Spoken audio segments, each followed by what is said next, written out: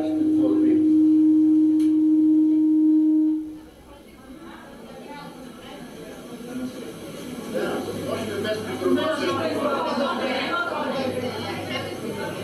Да, много ги редактирам.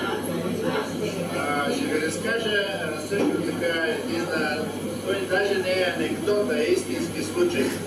Има един български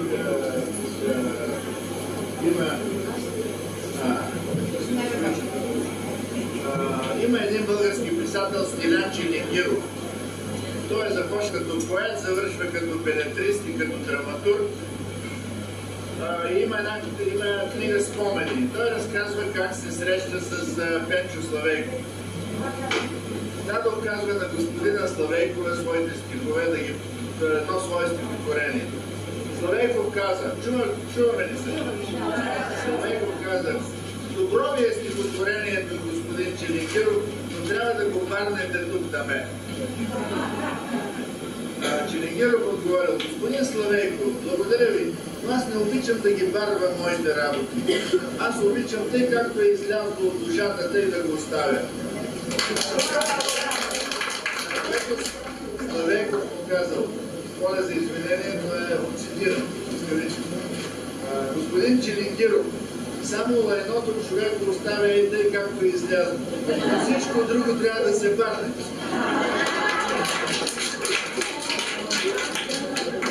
Изказването трябва да се редактират. Трябва да се редактират. Не може да се поставиш тъй, както го излязло. Един от големите редактори, това е времето. Защото вече няма редактори. Човек сам може да си бъде редактор, но времето усява, правилно я подсказвате. Времето е най-добрият редактор. Големите поети, които са имали тази мъдрост, са се оставили работите да озреят като виното, тогава са се връщали отново към тях. Втория въпрос е, този съм казал нещо. Това са положителните и отрицателните страни на свободния стих. Да, има положителни и отрицателни страни. Тези, които са в началото на пътя, бих препоръчал горещо следното. Течете, обичайте, творете на класическия стих. С ритъм и с рими, с четиристишия, с сонети, станции и така нататък.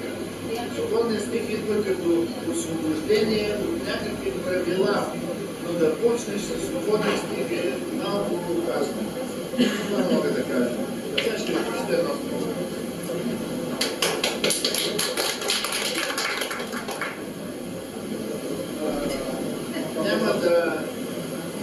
Няма да го обяснявам, мисля, че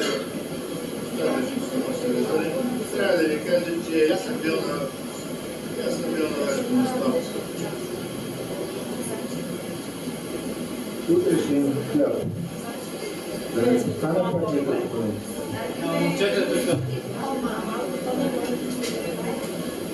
Някога упреквах своя син, че не знае откъде се купува хляба. А сега той продава хляб в Америка, в Вашингтон. През обикновените работни дни преподава в университета, нощем пише стихове, а в съботите и неделите продава хляб на пресечката на авеню Небраска и Канецика. Българската нива запустява. Земните жени, които жънеха и хранеха потомствата, си отиват, както свършва песен.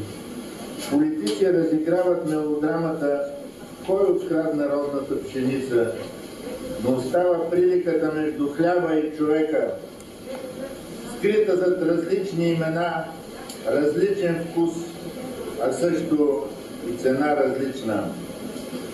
Моя син продава хляб за сандвичи, питки розмаринови и маслинов, пита за атар, испанска семолина с сусам, орехов пшеничен хляб поръсен с табиди, италиански пане бело, паладин замесен с зехтин, мая и мляко, царевичен хляб и хляб с семчици от тиква, турски хляб и хляб от облаци, само български и вчерашен хляб няма. Всеки ден остава непродаден хляб, разказва моя син. Дават да си вземеш за вечеря, другия завързват пликове и го изхвърлят. И умората оборва моя син. Хлябът го продава на съне американски. Тези думи значат си американската мечта. Господи, не чуваш ли, че моят син те моли нещо, а опасното проклятие като аура го опасва? Ако имам право на една молба и аз, на желание последно, Господи, направи това, което иска моя син, после можеш и да го осиновиш. В София сумрака бродят сенки на старици, ровят кофите за смет, събират хляб. Сочат ми е била учителка по история и български език, но не бързай, казват, не избухвай. Тя не търси хляб за себе си, тя храни разни кучета и птици. Тези мои думи също са храна за кучета и птици. Господи, за какво живея, за какво се скитам сам в Родопите, за какво надничам в изоставени герани и се ровят пещери, затрупани от хора и замръквам в полугротища, отречени от теб самия. Търся пътя към скривалището на последния магьосник, който е забравил да умре, но не е забравил тайната на хляба, не на днешния хляб, който се продава, не на вчерашния, който се изхвърля. Тайната на утрешния хляб ми трябва, хлябът, който се целува, хляба, който хваща за ръка децата ни и ги връща вкъщи.